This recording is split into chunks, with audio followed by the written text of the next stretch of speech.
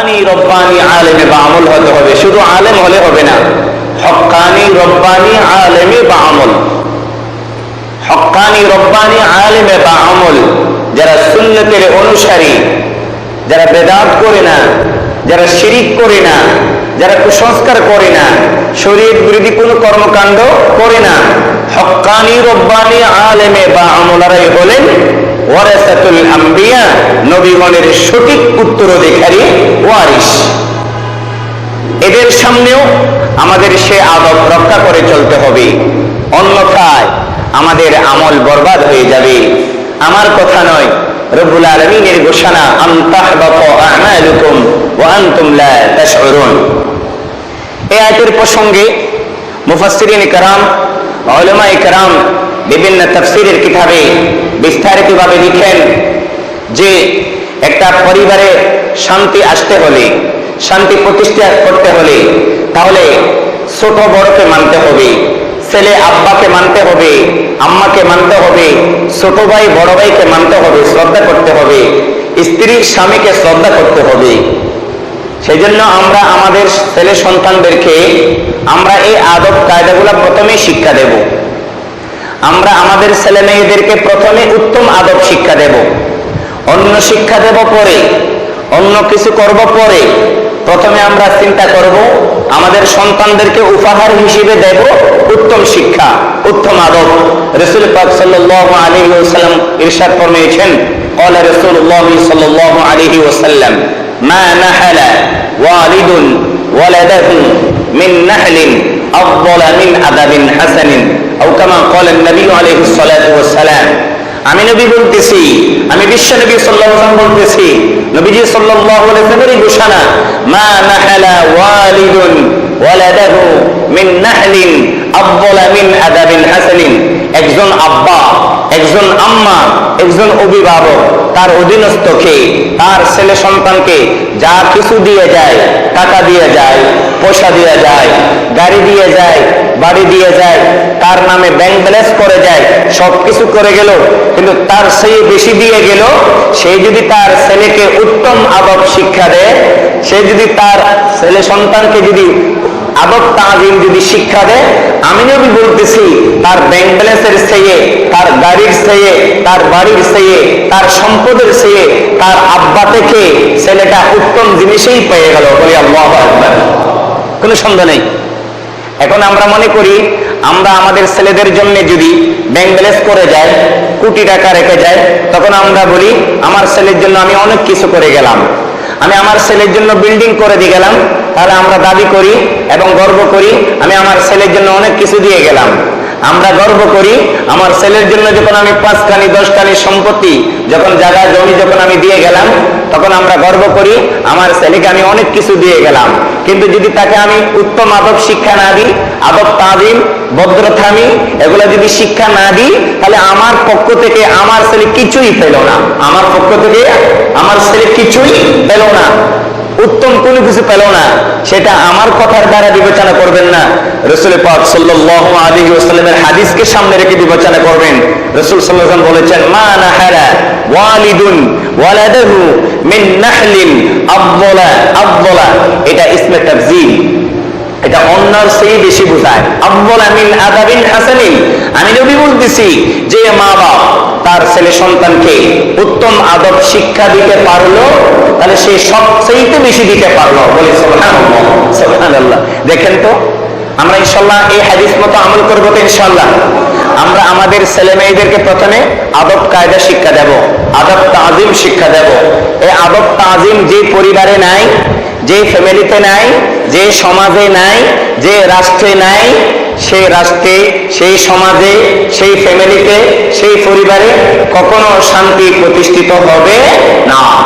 যতই টাকা থাকুক না কেন, যতই সম্পদ থাকুক না কেন, যতই সৌন্দর্য চাকচিক্য থাকুক না কেন, যতক্ষণ আদব কায়দা থাকবে না, মানামানি থাকবে না, ততক্ষণ পর্যন্ত সেই ফ্যামিলিতে কখনো শান্তির আশা করা যাবে না। আপনারা আমরা যার যতটুকু বয়স হয়েছে, এই বয়সের মধ্যে আমরা যদি একটু বিবেচনা করি, অতীতকে যদি ভেবে দেখি এবং বর্তমান অবস্থাকে যদি একটু ভেবে দেখি, তাহলে আমরা অবজার্ভ করতে পারবো কোন ফ্যামিলিতে কতটুকু শান্তি প্রতিষ্ঠিত হচ্ছে। যেই ফ্যামিলিতে মানামানি আছে, আদব তাজিম আছে, সেখানে শান্তি আছে। যেই ফ্যামিলিতে, যেই সমাজে, যেই পরিবারে সে আদব তাজিমের গুরুত্ব নেই, সেখানে শান্তিও নাই। সুতরাং আজ থেকে আমরা প্রতিজ্ঞা করব, ইনশাআল্লাহ আজকের এই ওয়াজ থেকে, আজকের এই আলোচনা থেকে আমরা শিক্ষা অর্জন করব।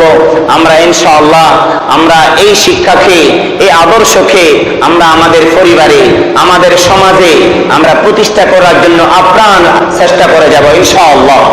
আল্লাহ পাক আমাদেরকে আমল করার তৌফিক দান করুন, বলুন আমিন। আমার আলোচনা এখানে শেষ নয়, এটা মাত্র শুরু করলাম। তাহলে প্রত্যেকটা সেক্টরে আদব তাজিম থাকতে হবে, ছাত্র উস্তাদকে মানতে হবে, স্ত্রী স্বামীকে মানতে হবে। স্বামী স্ত্রীর মধ্যে অধিকার আছে, হক আছে। স্ত্রী স্বামীর উপর অধিকার রাখে, স্বামী স্ত্রীর উপর অধিকার রাখে। স্ত্রী স্বামীর উপর হক রাখে, স্বামীও স্ত্রীর উপর হক রাখে। রাসূল সাল্লাল্লাহু আলাইহি ওয়াসাল্লাম বলেছেন, ক্বালা রাসূলুল্লাহ সাল্লাল্লাহু আলাইহি ওয়াসাল্লাম, লাউ কুনতু আমুরু আহাদান আন ইয়াসজুদা লিআহাদিন লাআমারতুল মারআতা আন তাসজুদা লিজাওজিহা আও কামা ক্বালা নবী আলাইহিস সালাতু ওয়াস সালাম। আমি নবী বলতেছি, রাসূল সাল্লাল্লাহু আলাইহি ওয়াসাল্লাম বলেছেন, আমি নবী বলতেছি, হে উম্মত তোমরা জেনে রাখো, আল্লাহর পরে এই পৃথিবীতে যদি সিজদা দেওয়া কারো জন্য, আল্লাহ ছাড়া আর কারো জন্য সিজদা দেওয়া যদি বৈধ হতো, আমি নবী ঘোষণা দিতাম, এই স্ত্রীরা স্বামীকেই সিজদা করো, এই স্ত্রীরা স্বামীকেই কি করো, সিজদা করো। যেহেতু আল্লাহ ছাড়া পৃথিবীতে আর কোন সৃষ্টিকে, আর কোন জাতিকে সিজদা করা বৈধ নয়, জায়েজ নাই, শরীয়তের অনুমোদন নেই, সেই জন্য আল্লাহ ছাড়া আর কাউকে সিজদা করা যাবে না। আল্লাহ ছাড়া আর কারো জন্য মাথা নত করা যাবে না। আল্লাহ ছাড়া আর কাউকে সিজদা করা হারাম। আল্লাহ ছাড়া আর কাউকে সিজদা করা কি হারাম। সুতরাং এই হাদিস থেকে বোঝা যায়, এই হাদিসটা আল্লাহ রাসূল সাল্লাল্লাহু আলাইহি ওয়াসাল্লাম এই জন্যই বলেছেন যে দুনিয়ার স্ত্রীরা তোমার জন্য, তোমার আম্মা আব্বার চেয়ে, তোমার প্রতিবেশী মুরব্বীর চেয়ে, তোমার আদরের ছেলের চেয়ে তোমার জন্য আল্লাহর পরে সবচেয়ে সম্মানের পাত্র হলেন তোমার স্বামী। সবচেয়ে সম্মানের পাত্র হলেন তোমার স্বামী। সুতরাং স্ত্রী স্বামীকে শ্রদ্ধাও করবে, মহব্বত করবে। দুইটা জিনিস, শ্রদ্ধাও করবে আবার মহব্বত করবে। তো স্বামী কি করবে? স্বামীরও দুইটা কাজ, স্ত্রীকে আদরও করবে, তার হকও আদায় করবে, তাকে শাসনও করবে। স্ত্রীর জন্য স্বামী দুইটা কাজ করবে, একটা হলো তাকে মহব্বত করবে, প্রথমে মহব্বত করবে। দ্বিতীয় নম্বরে স্ত্রী যখন শরীয়ত বিরোধী কর্মকাণ্ড করে, শরীয়তের খেলাফ চলে, শরীয়তের কথা মানবে না, শরীয়তের আইন মানবে না, ইসলামী অনুশাসন মেনে চলবে না, তার জন্যে স্বামী স্ত্রীকে শাসন করতে হবে। তার জন্য স্বামী স্ত্রীকে কি করতে হবে? শাসন করতে হবে। তবে শাসনের মাত্রা কিরকম হবে উলামায়ে কেরাম তাও কিতাবে বলে দিয়েছেন। শাসন করবে কিভাবে? গরু পিটানি নয়, সন্ত্রাসী পিটানো নয়, সন্ত্রাসী পিটানো নয়, গরু পিটানি পিঠা নয়, বরং হালকা ভাবে। কিভাবে? হালকা ভাবে। তাও শাসনের ক্ষেত্রে শরীয়ত একটা নীতি বলে দিয়েছেন কোরআনের আলোকে, যে স্ত্রীকে যখন শাসন করতে হয় তাহলে প্রথমে মারধর করার আগে প্রথমে তাকে উপদেশ করো, ফাইজুহুন্না, প্রথমে তাকে উপদেশ করো। দ্বিতীয় নম্বরে ওয়াজে কাজ হচ্ছে না, উপদেশে কাজ হচ্ছে না, তাহলে কি করবা? ওয়াহজুরুহুন্না ফিল মাদাজি'i, বিছানা ত্যাগ করো, বিছানা ত্যাগ করো, শয্যা ত্যাগ করো। তুমি এক বিছানায় শুইলে স্বামী এক করতে শুইবে আর স্ত্রী অন্য করতে শুইবে, অর্থাৎ স্ত্রীর সাথে কথা বলবে না। দুইটা পদ্ধতি। এরপরও যদি স্ত্রী সংশোধিত না হয়, ঠিক যদি না হয়, তৃতীয় নম্বরে শরীয়ত বলতেছেন ওয়াদরিবুহুন্না, তাকে হালকা ভাবে মারো, হালকা ভাবে শাসন করো। প্রথম পদ্ধতি হলো ওয়াজ করতে হবে, স্ত্রীকে কি করতে হবে? ওয়াজ করতে হবে। এখন আমরা যেটা প্রথম সেটাকে একদম থার্ড ক্লাসে নিয়ে গেছি, যেটা সেকেন্ড সেটাকে কোন রকম সেকেন্ডে রাখি। যেটা থার্ড ক্লাস একদম তৃতীয় নম্বরে, সেটাকে আমরা প্রথমে নিয়ে আসছি, যে প্রথম শুরুতেই আমরা মারধর শুরু করে দিই, যার দরুন স্ত্রীরা আর সংশোধিত হয় না, উল্টা বাঁকা হইয়া নারী নির্যাতন মামলা করে স্বামীকে পেঁচের মধ্যে, কারাগারের মধ্যে প্রেরণ করে ফেলে। বলেন নাউজুবিল্লাহ। আমরা যদি কোরআনের নীতি যদি অনুসরণ করি, কোরআনে সুস্পষ্ট ভাবে আছে, আজ মুসলিম জাতি যে দিশাহারায় আছে, অশান্তিতে আছে, কোরআনকে না মানার কারণে, কোরআনের বিধানকে না মানার কারণে। কোরআনের বিধান, হাদিসের বিধান, সুন্নতের বিধান, সুন্নতের অনুসরণ যে যেখানেই থাকুক না কেন, শুধু বাংলাদেশে থাকলে মানবো, মাদ্রাসায় থাকলে মানবো, মসজিদে থাকলে মানবো, অন্য কোথাও থাকলে মানবো না, এরকম কোন সীমাবদ্ধতা নাই। যেই বন্দা যেখানেই থাকুক না কেন, বিশ্বের আনাচে কানাচে, জলে কুলে, আকাশে বাতাসে, দেশে বিদেশে, সফরে হাজারে, যেখানে থাকুক না কেন, সেখানে কোরআনের বিধান মানা সম্ভব নাকি অসম্ভব? অবশ্যই সম্ভব, অবশ্যই সম্ভব। সেই নীতি আমরা গ্রহণ করতেছি না। ইনশাআল্লাহ যদি আমরা সেই কোরআনের বিধানকে যে সেক্টরে থাকুক না কেন, যেখানে থাকুক না কেন, সে যদি কোরআনের অনুশাসন যদি মেনে চলে, অবশ্যই সে শান্তির আশা করতে পারবে। শান্তির রাস্তা তার জন্য আল্লাহ সহজ করে দিবেন। বলেন সুবহানাল্লাহ। সুতরাং আমরা স্ত্রীদের শাসন করতে গিয়া, স্ত্রীদেরকে ইসলামী অনুশাসন মেনে চলার জন্য তাগিদ দিতে গিয়া আমরা প্রথমে তাদেরকে বুঝাবো। প্রথমে তাদেরকে আমরা কি করব? বুঝাবো। দ্বিতীয় নম্বরে, আমার উপদেশের দ্বারা যদি কাজ না হয়, তাহলে কোরআন বলতেছে দ্বিতীয় রাস্তা হলো ওয়াহজুরুহুন্না ফিল মাদাজি'i, তোমরা বিছানা ত্যাগ করে দাও, বিছানা ত্যাগ করে দাও। একই রুমে বসবাস করো, একই রুমে শুয়ে থাকো। কারণ একই রুমে না শুইলে, তুমি যদি ওই বাড়ি ত্যাগ করে যদি অন্য বাড়িতে যাও, তাহলে মহিলা তো একা একা ঘরে যদি থাকে, তাহলে ইঁদুর ঢোকার সম্ভাবনা আছে। কি ঢোকার সম্ভাবনা আছে? ইঁদুর ঢোকার সম্ভাবনা আছে।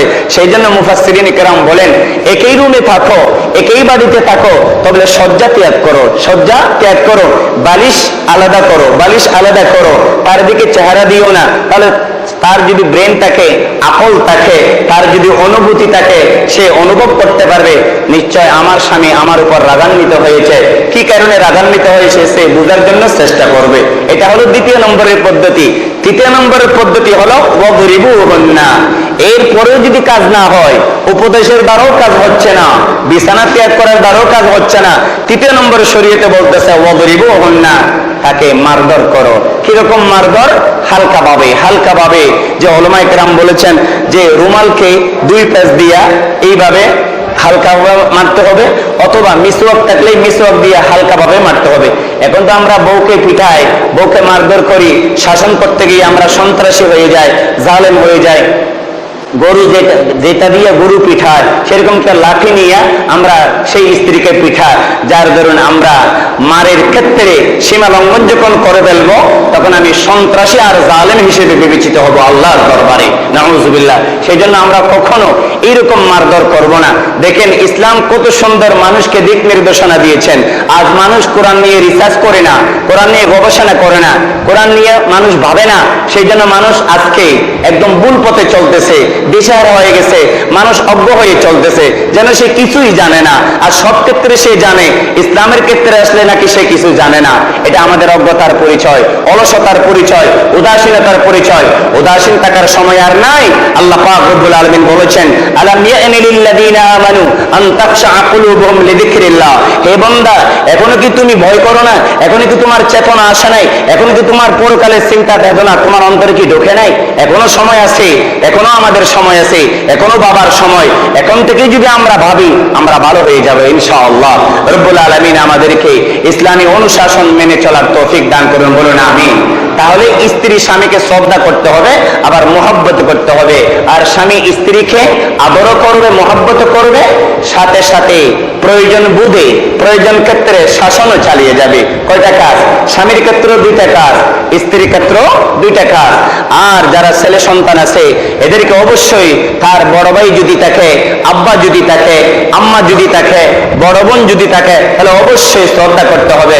রাসূল সাল্লাল্লাহু আলাইহি ওয়াসাল্লাম হাদিস শরীফে বলেছেন, قال رسول الله صلى الله عليه وسلم من لم يرحم صغيرنا ولم يوقر كبيرنا فليس منا أو كما قال النبي عليه الصلاة والسلام আমার উম্মতের মুসলমান নরনারী যেই ব্যক্তি ছোটদেরকে স্নেহ করলো না, বড়দেরকে সম্মান করলো না, ফালাইসা মিন্না, সে আমার উম্মতের অন্তর্ভুক্ত হবে না। বলুন নাউজুবিল্লাহ। যে ব্যক্তি ছোটকে স্নেহ করলো না আর বড়কে শ্রদ্ধা করলো না, সে আমার উম্মতের অন্তর্ভুক্ত হবে না। এটা কি সাধারণ কথা নাকি অসাধারণ কথা? অসাধারণ কথা। এটা আমাদের গুরুত্বের চোখে দেখতে হবে, এটা হালকা চোখে দেখলে হবে না, এটা হালকা ভাবে দেখলে হবে না, এটা আমাদেরকে গুরুত্বের ভাবে দেখতে হবে, গুরুত্ব সহকারে বুঝতে হবে।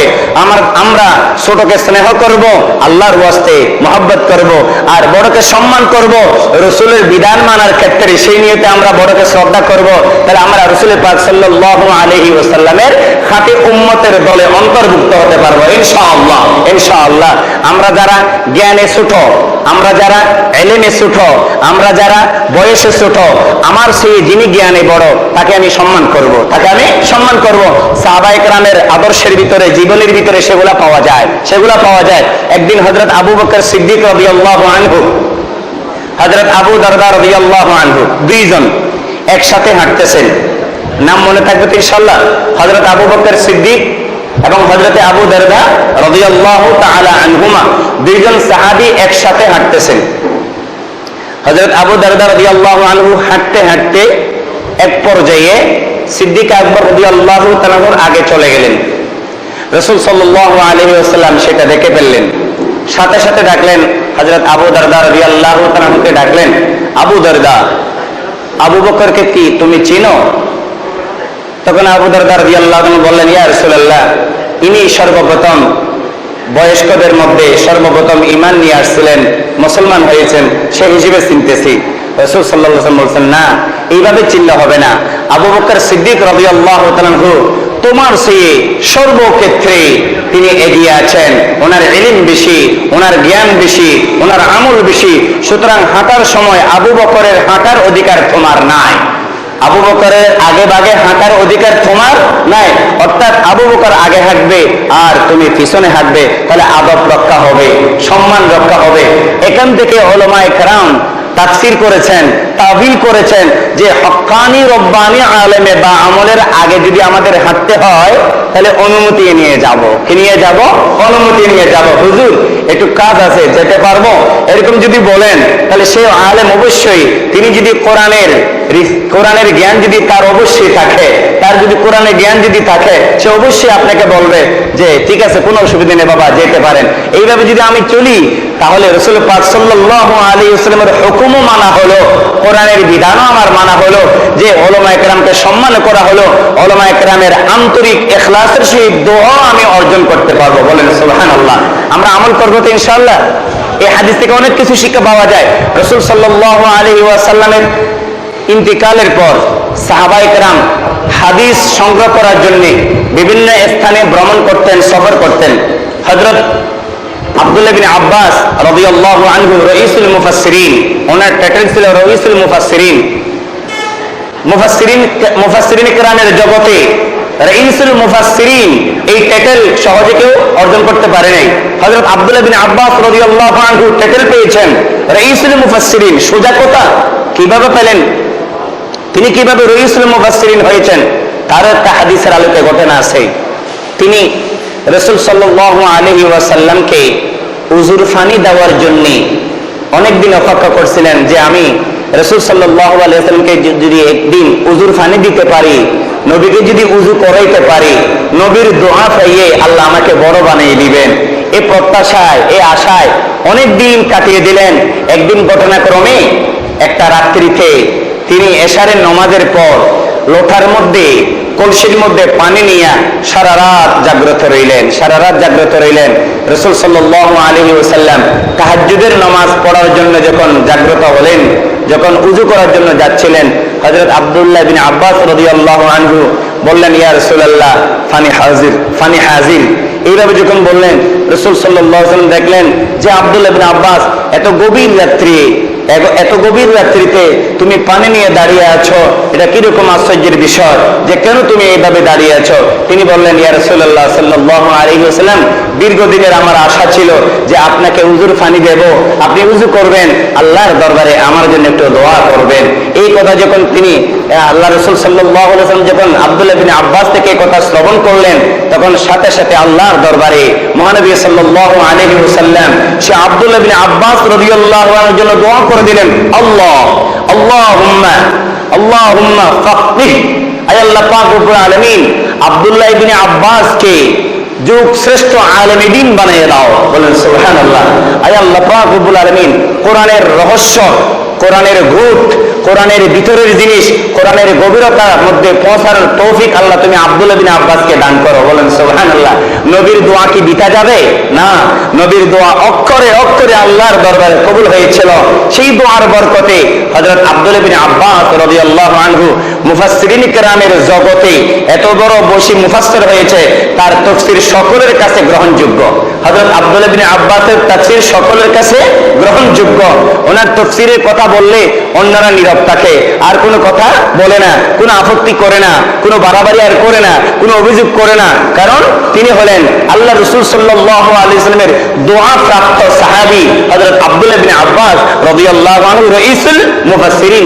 সেই রাইসুল মুফাসসিরিনের জীবনী আমি আপনাদেরকে শোনাইতেছি। তিনি হাদিস সংগ্রহ করার জন্য একজন সাহাবীর বাড়িতে গেলেন। দরজা বন্ধ ছিল। যার বাড়িতে হাদিস সংগ্রহ করতে গেছেন উনি কিন্তু বড় আলেম না, কিন্তু যে হাদিসটা আব্দুল্লাহ বিন আব্বাস রাদিয়াল্লাহু আনহুর জানা ছিল না, ওই হাদিসটা ওই সাহাবীর কাছে জানা ছিল। অন্য হাজার হাজার হাদিস কিন্তু ওই সাহাবীর মুখস্থ ছিল না, হযরত আব্দুল্লাহ বিন আব্বাস রাদিয়াল্লাহু আনহু কিন্তু মুখস্থ ছিল, জানা ছিল। কিন্তু একটা হাদিসের জন্য ওই সাহাবীর বাড়িতে যখন গেলেন, দরজার মধ্যে অপেক্ষা করলেন যে দুজন হয়ে বসে আসেন, যে দরজা নক করা আছে, কিন্তু দরজার মধ্যে টুকা দিল না, নাড়া দিল না। কারণ ওই সাহাবী যখন বের হবেন, তিনি যেহেতু উস্তাদের বাড়িতে গেছেন, তিনি যখন বড় আলেমের কাছে গেছেন, মহাজ্ঞানীর কাছে যখন গেলেন, মনে মনে ভাবলেন আমি ওনার কাছ থেকে হাদিস সংগ্রহ করার জন্য আসছি, বিদ্যা শিখার জন্য আসছি।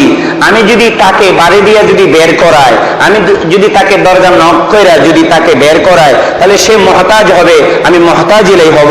অর্থাৎ সে মুখাফেক্ষি হয়ে গেল আমার দিকে। আমি ছাত্র, উনি উস্তাদ, ওনার কষ্ট দেওয়া, ওনাকে নক করা, ওনাকে আমার দিকে ফিরিয়ে আনা, এটা আদবের খেলাফ হবে। সেই জন্য তিনি অনেকক্ষণ অপেক্ষা করলেন। যখন দরজা খোলা হলো তখন সালাম দিলেন, আসসালামু আলাইকুম ওয়া রাহমাতুল্লাহি ওয়া বারাকাতুহু। হে আল্লাহর রাসূলের সাহাবী, আমি আপনার কাছে আসছি যে একটা হাদিস সংগ্রহ করার জন্য। এই হাদিসটা নাকি আপনার কাছে আছে, এই হাদিসটা শোনার জন্য, নেওয়ার জন্য আমি এখানে আসছি। তো ওই সাহাবী দেখলেন যে আপনি এখানে আসছেন কতক্ষণ হয়েছে? যে বললেন যে আমি এখানে আসছি 2-3 ঘন্টা হয়ে গেছে। তো বললেন না, আপনি একজন রাইসুল মুফাসসিরিন, আপনার তাফসীর সবখানে গ্রহণযোগ্য, আপনি আল্লাহ রাসূলের একজন বিখ্যাত সাহাবী, আমি তো সাধারণ সাহাবী, আপনি এতক্ষণ এখানে যে বসে আছেন? তিনি বললেন, না, শাগিরকে উস্তাদের জন্য এরকম অপেক্ষা করতেই হয়, এটাই হলো আদব, এটাই হলো আদব। সাথে সাথে উস্তাদ দোয়া করে দিলেন। দেখেন, একটু নবীর দোয়া পেয়ে গেলেন, উস্তাদের দোয়া পেয়ে গেলেন, সেটা মানুষ হবে না?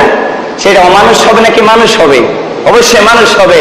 সে কামেল মানুষ হবে, সে পরিপূর্ণ মানুষ হবে, সে পরিপূর্ণ জ্ঞানের অধিকারী হবে। দোয়া নিতে পারলে, মুরব্বীদের দোয়া নিতে পারলে, মুরব্বীদের এইভাবে শ্রদ্ধা করতে পারলে আল্লাহ খুশি হয়। আল্লাহ খুশি হইয়া রুহানি তাওয়াজ্জুহ, দোয়ার বরকতে সে মানুষকে আল্লাহ বড় বানিয়ে দেন। বলেন সুবহানাল্লাহ। আমরা সুতরাং আমাদের উস্তাদদেরকে, আমাদের মুরব্বীদেরকে সম্মান করবো তো ইনশাআল্লাহ। রব্বুল আলামিন যেন এই আদব কায়দা রক্ষা করার জন্য আল্লাহ তাআলা আমাদের তৌফিক এনায়েত করেন। বলেন আমিন। আর এক সাহাবী হযরত আবু উবাইদা ইবনে জাররাহ রাদিয়াল্লাহু আনহু, তিনিও উস্তাদের বাড়িতে হাদিস সংগ্রহ করার জন্য যখন যাইতেন, এইভাবে অপেক্ষা করতেন। উস্তাদের যতক্ষণ পর্যন্ত ঘর থেকে বের হতেন না, ততক্ষণ পর্যন্ত উস্তাদের দরজায় দণ্ডায়মান হয়ে থাকতেন। উস্তাদ যখন বের হতেন তখন হাদিস সংগ্রহ করতেন। এই হলো সাহাবায়ে কেরামের ইতিহাস। আমরাও যদি সেই ইতিহাস থেকে শিক্ষা অর্জন করে আমরা আমাদের উস্তাদদেরকে, আমরা আমাদের মুরব্বীদেরকে, আমরা আমাদের গুরুজনদেরকে এইভাবে যদি সম্মান করি, এইভাবে যদি শ্রদ্ধা করি, আমাদের ওস্তাদের সামনে যদি আমরা এইভাবে নত হয়ে যাই, তাহলে আল্লাহ রাসূল সাল্লাল্লাহু আলাইহি ওয়াসাল্লামের হাদিস মতো আমল হলো, আল্লাহ পাকের রহমতও আমাদের উপর নাযিল হবে। হযরত আলী রাদিয়াল্লাহু আনহু তিনি বলেন যে যার কাছ থেকে একটা আলিফ পড়লাম, একটা শব্দ শিখলাম, উনি যদি আমাকে আমার চামড়া দিয়ে যদি জুতা সিলাই করে তাকে যদি পরিধান করার সুযোগ দিই, তারপর আমি আমার হক, আমার ওস্তাদের হক আদায় করতে পারবো না। বলেন আল্লাহু আকবার। কত বড় কথা! ওস্তাদ এত বড় জিনিস, গুরুজন এত বড় জিনিস, মুরব্বী এত বড় জিনিস। আজকে আমাদের সমাজে, আমাদের ফ্যামিলিতে, আমাদের পরিবারে গুরুজনের মানামানি নাই, মুরব্বীর মানামানি নাই, ওস্তাদের মানামানি নাই। একজন মুরব্বী যে হেঁটে যাচ্ছে, একজন মুরব্বী গাড়িতে দাঁড়িয়ে আছে, আমি যুবক, আমি ইয়ং, আমার শক্তি আছে, আমি ছোট, আমার মুরব্বী দাঁড়িয়ে আছে, তা আমি কি করব? গুরুজনকে সম্মান করতে গিয়ে কি বলবো? যে মুরব্বী আপনি এখানে বসেন, আপনি এখানে বসেন, আমি জোয়ান মানুষ, কোনো অসুবিধা নেই, আমি দাঁড়াতে পারবো, আপনি বয়স্ক মানুষ, মুরব্বী মানুষ, আপনি এখানে বসেন। আপনারা বিবেচনা করেন তো, উনি দোয়া করবে নাকি নেক দোয়া করবে নাকি বদ দোয়া করবে? অবশ্যই নেক দোয়া করবে, নেক দোয়া করবে। রাসূল সাল্লাল্লাহু আলাইহি ওয়াসাল্লামের আখলাক ছিল সেরকম যে একজন ইহুদি মহিলা রাসূল সাল্লাল্লাহু আলাইহি ওয়াসাল্লামকে গালি দিত। সেই ইহুদি মহিলা, বুড়া মহিলা, বৃদ্ধা মহিলা, বয়স্ক মহিলা, সেই আল্লাহ রাসূল সাল্লাল্লাহু আলাইহি ওয়াসাল্লামের দাওয়াতের বিরক্তির কারণে, দাওয়াতের কথা শুনে, ইসলামের কথা শুনে সে দেশ ত্যাগ করে অন্য দেশে চলে যাচ্ছে। মাঝখানে দেখা হয়ে গেল মহানবী সাল্লাল্লাহু আলাইহি ওয়াসাল্লামের। তিনি যে মহানবী সাল্লাল্লাহু আলাইহি ওয়াসাল্লাম বুড়িমা জানে না, ওই ইহুদি মহিলা জানে না যে উনি যে মুহাম্মদ সাল্লাল্লাহু আলাইহি ওয়াসাল্লাম, সেই বুড়িমা জানে না। রাসূল সাল্লাল্লাহু আলাইহি ওয়াসাল্লাম জিজ্ঞাসা করলেন, এই বুড়িমা কোথায় যাবেন, কোন দিকে যাবেন, কোন জায়গায় যাবেন? আমাকে আপনার ব্যাগটা দেন, আপনার গাড়িটা দেন, আপনার তলেটা আমার মাথায় তুলে দেন, আমি আপনার গন্তব্যস্থানে এই ব্যাগটা পৌঁছাই দেব। বুড়িমা বললেন, বাবা রে, আমি অনেক দূরে যাব। অত দূরে তুমি কেন যাবা? সেখানে তো তোমার কাজ নাই, সেখানে আমার কাজ আছে, সেখানে আমি একাই যাব, তোমার দরকার নেই, কষ্ট হলেও আমি আস্তে আস্তে যাই। বিশ্বনবী সাল্লাল্লাহু আলাইহি ওয়াসাল্লাম বললেন, না বুড়িমা, আপনার কষ্ট হবে, এই কষ্ট আমার সহ্য হচ্ছে না, চলেন চলেন, আপনি এত কষ্ট করে দেশ ত্যাগ করে ওখানে কেন যাচ্ছেন? তখন তিনি বললেন, ওই বুড়িমা বললেন, এখানে নাকি একজন মুহাম্মদ নামে বিশ্বনবী এসেছেন, একজন নাকি মুহাম্মদ নামে একজন নবী আসছেন, তিনি এক খোদার দাওয়াত দিতেছেন, তাওহীদের দাওয়াত দিতেছেন, একত্ববাদের দাওয়াত দিতেছেন, কালিমায়ে তাইয়্যিবার দাওয়াত দিতেছেন, লা ইলাহা ইল্লাল্লাহর দাওয়াত দিতেছেন। আল্লাহ যে এই কথা বলতেছেন, আমরা এতদিন পর্যন্ত কয়েক ডজনে মাবুদের উপাসনা করে আসতেছি, কয়েকটা মাবুদের উপাসনা করে আসতেছি, ডজনে খোদার উপাসনা করে আসতেছি, তিনি অনেক দিন পরে এক খোদার কথা বলতেছে, ওনার বিরক্তির কারণে দেশ ত্যাগ করে অন্য দেশে চলে যাচ্ছি। রাসূল সাল্লাল্লাহু আলাইহি ওয়াসাল্লাম নিজের পরিচয় দিলেন না। আচ্ছা যাক বুড়িমা, আপনার গাড়ি, আপনার ব্যাগ, আপনার তলেটা আমার মাথায় তুলে দেন, আমার মাথায় উঠিয়ে দেন, আমি আপনার গন্তব্যস্থানে পৌঁছাইয়ে দেব। রাসূল সাল্লাল্লাহু আলাইহি ওয়াসাল্লাম ওই ইহুদির গাড়ি, ওই ইহুদি মহিলার গাড়ি, ব্যাগটা নিজের কাঁধে নিয়ে বুড়িমা যেখানে যাইতে চাইছিলেন সেখানে পৌঁছাই দিলেন।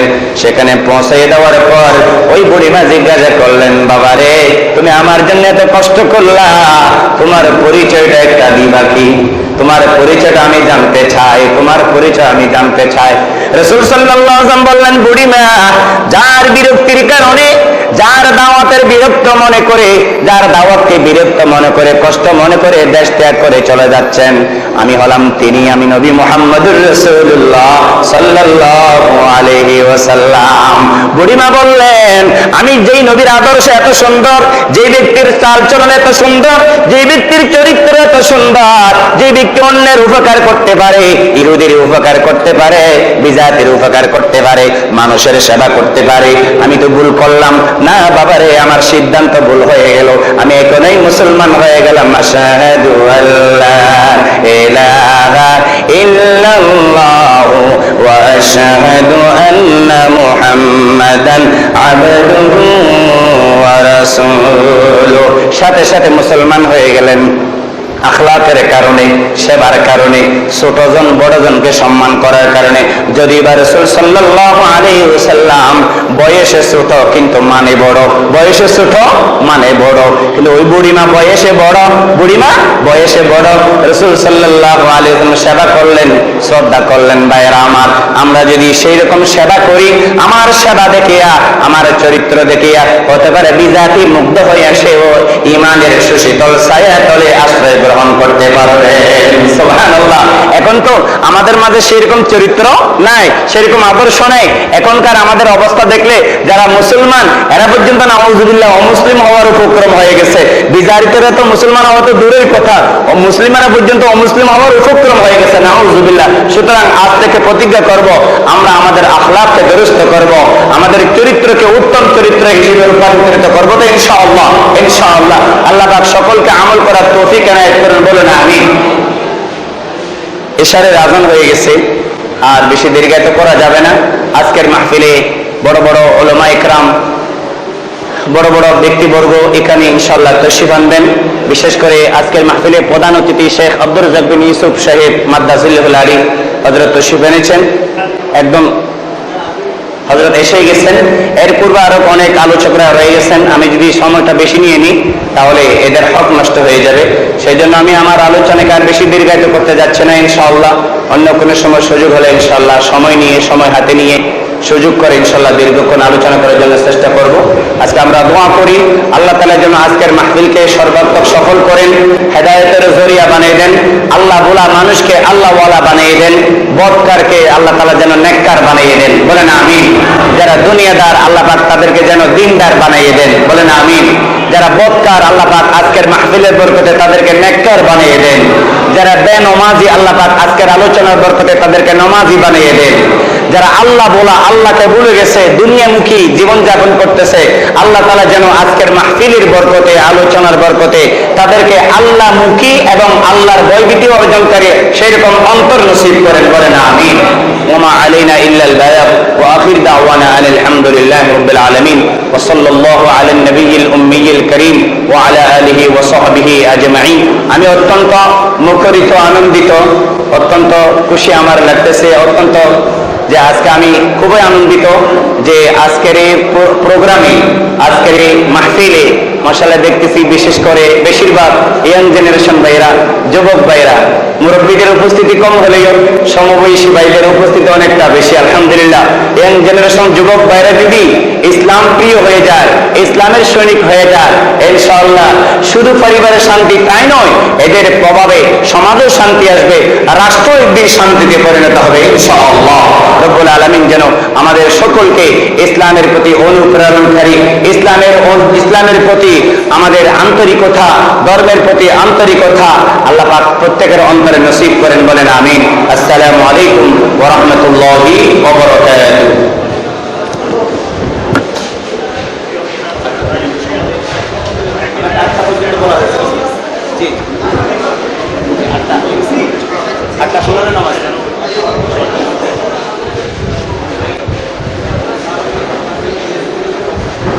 শুনবে কোথায়?